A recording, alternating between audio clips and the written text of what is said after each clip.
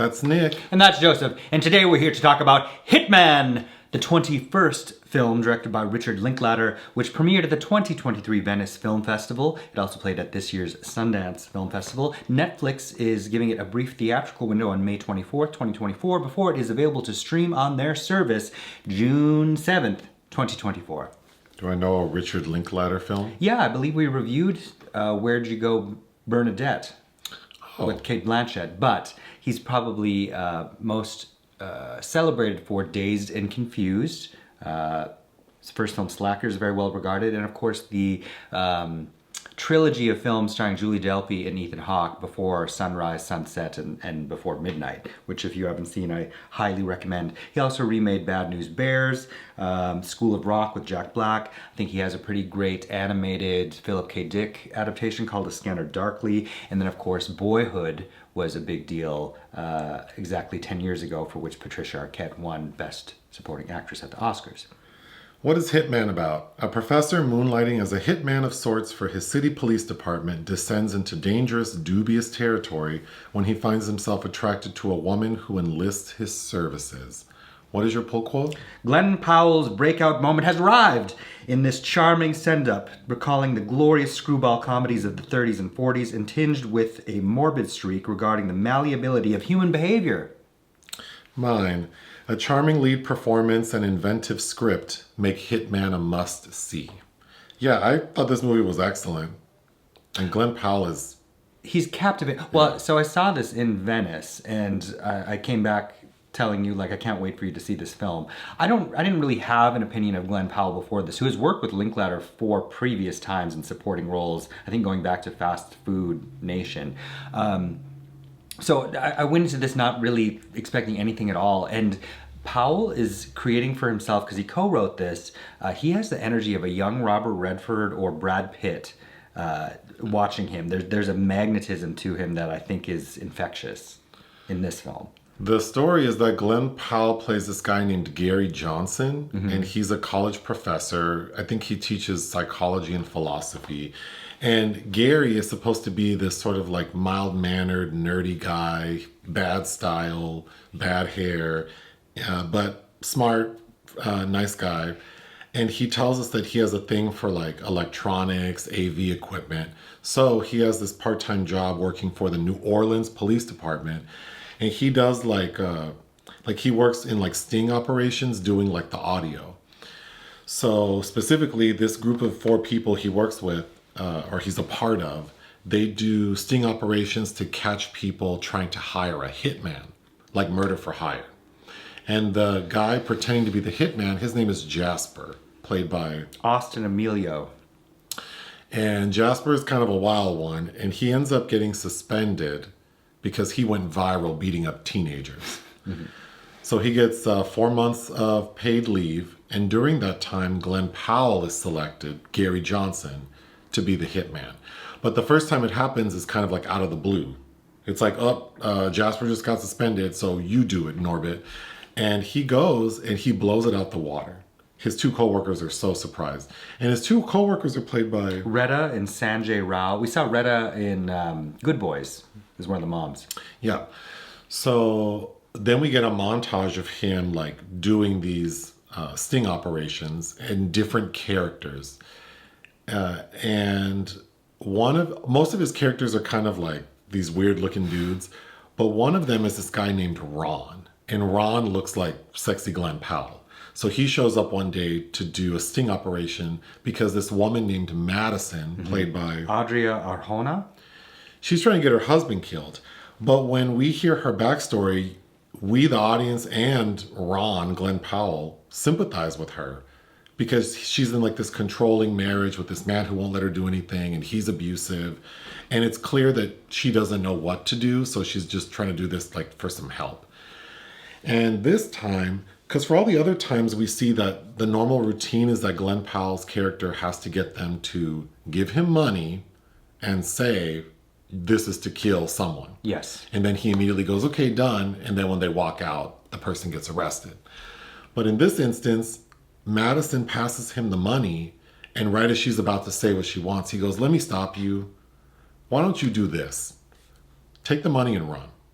And if that doesn't work, you know where to find me and we can talk about this again. Because he wants to save her from getting arrested. And it works. She leaves the man, gets a new place, and she reaches out to him. She texts him with like a flyer for like an SPCA event because she's into like dog shelters. And this man decides to go. And he ends up kind of like developing a relationship with her.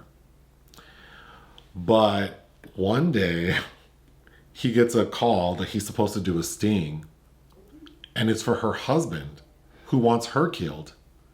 And her new boyfriend, who happens to be Glen Powell. With who he's had an altercation with. Which we can get to. So Glen Powell kind of flubs it.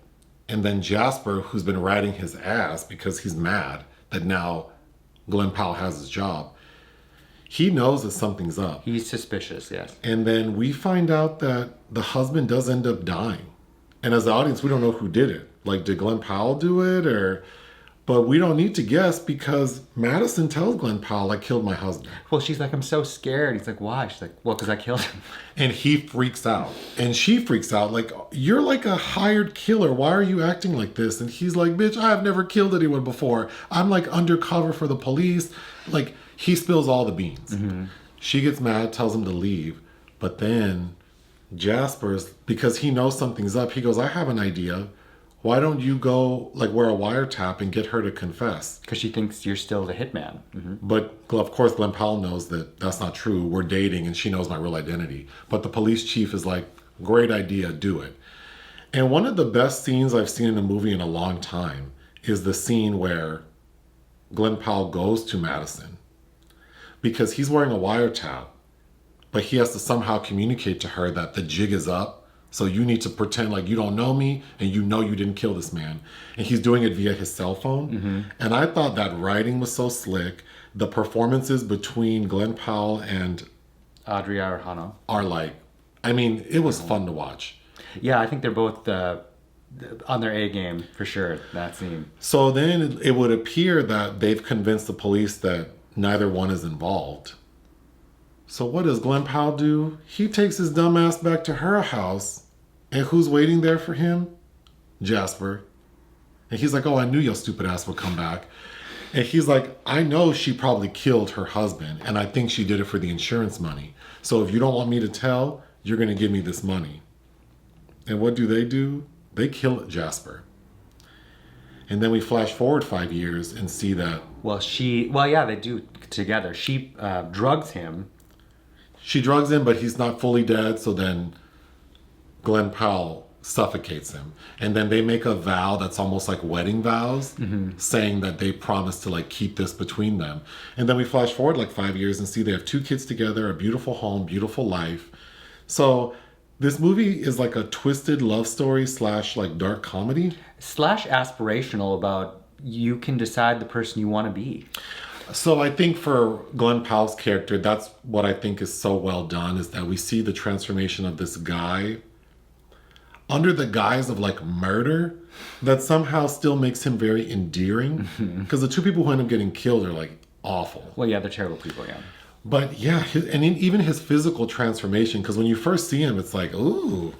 He doesn't look bad. He just looks like he's underwhelming in that sense that he doesn't really care how he presents. It's obvious, like, underneath it all, there's like a handsome, muscular man, but like his hair, his style is like, But he slowly transitions, and then the way, because not only are we seeing him act as a hitman, but we still see him teaching. And we see that as he's transitioning, his look is evolving as Gary.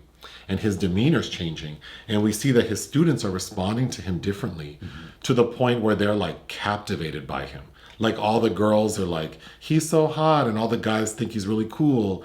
So I thought that was so well done. I think the chemistry between the 2 leads worked really well. And I'm not familiar with the actor playing Madison. I'm not either. This is, I think, my first. Well, but she was giving me like early Halle Berry vibes. She was in Morbius, and you have seen that. Oh, she was the doctor? I don't remember. I don't remember what she does in that, but she's in it.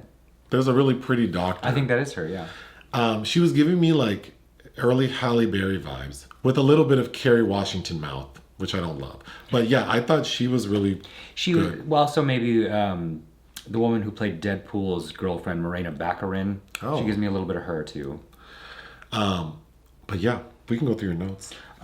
There's not much to say except I just thoroughly enjoyed watching this both times that I saw it. I think there are moments where they're quite moving. He gives this pep talk to his students before a final exam at the end that I think is very emotional and motivating.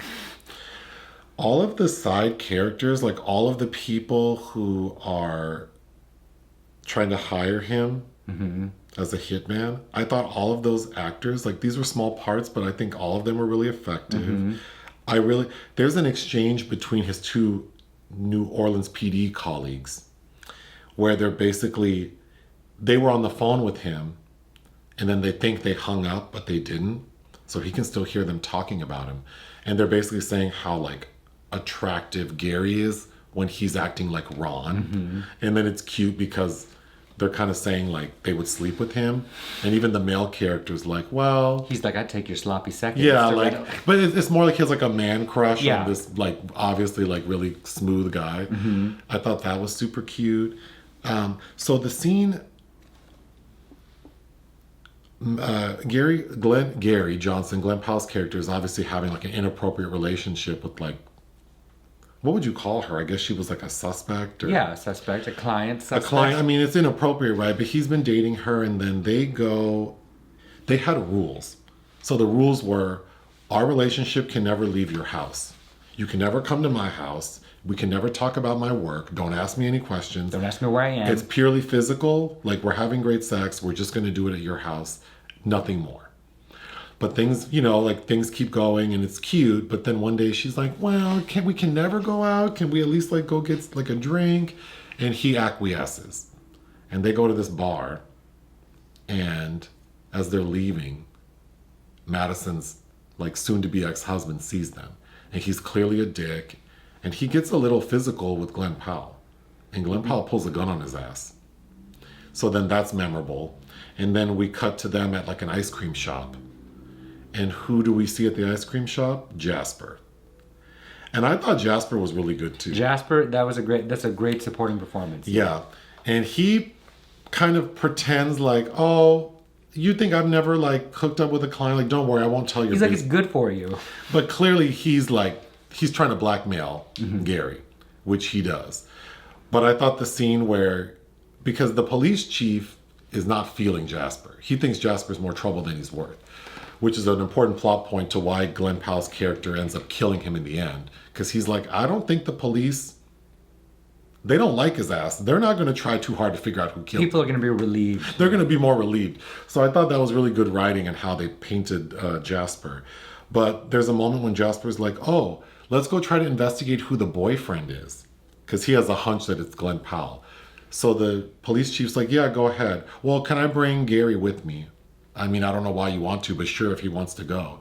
And then when they get there, Jasper's like sniffing around the club like a dog, like sniffing the stairway. And Glen Powell's like, what are you doing? Just trying to find who the boyfriend is. And then he starts sniffing up Glen Powell's leg. I found him. He made me so uneasy. Like, oh, he's going to get you in trouble, dude. I think there was enough tension in this sort of like romantic comedy kind of. It's a romantic screwball film noir comedy. That it kept me on the edge of my seat. Like, I was so concerned. Like, I don't want Gary to get into trouble. Like, why are you doing this? Well, I think it's funny. You were really suspicious of Madison until the very end. Yes, that was also really good writing because I did not trust her. I thought for sure that she had feigned this relationship with Glen Powell to sort of frame him for her husband's murder. There are a lot of red flags. Like when he pulls the gun, her behavior switches up real quick. Yeah, because she's like whispering in his ear, like, do it, shoot him. And he's like, bitch, are you crazy? Like, shooting him. But she's also coded in a way that's like, we should be suspicious. She's a femme fatale. I mean, it's like Barbara Stanwyck in Double Indemnity. Like, this bitch does not love you is what I'm thinking in the back of my head. But I was so relieved when we flash forward the 5 years and we see that they have a happy life, 2 kids. And then I thought it was really cute because the older kid asks, like, how did you two meet? And they look at each other like, what are we going to say? But what they end up saying is like the truth, kind of, just not the details. So I thought it was so charming. And also Glen Powell, I keep wanting to call Glen Powell Glen Plummer, but talking about how he eventually found the right balance between Gary and Ron. Well, there's a really interesting scene because we find out that Glen Powell, because we see his home life. He's a loner. He has two cats named Id and Ego, and he doesn't do much except he's a loner and doesn't interact with ladies much. But he does have an ex-girlfriend. Wife. Oh, that's his ex-wife? Yeah. They got divorced? And she's currently pregnant with some new guy, but they still have a nice friendship, and she seems to really care about him. So we see them have coffee one day, and she's trying to explain to him, and this is before he starts doing the hitman stuff. And she's like, I've been reading about some research and studies showing that people... No, he'd started doing it because she was surprised at it. Oh, sure. And she's telling him, I do think people, from the research I've been reading and the studies that I've seen, people can change their personalities. But he seems dubious. But then, you already mentioned it, the pep talk he gives at the end before the final exam. He's basically saying that he was able to find a nice balance between who he was and who he wanted or thought he wanted to be.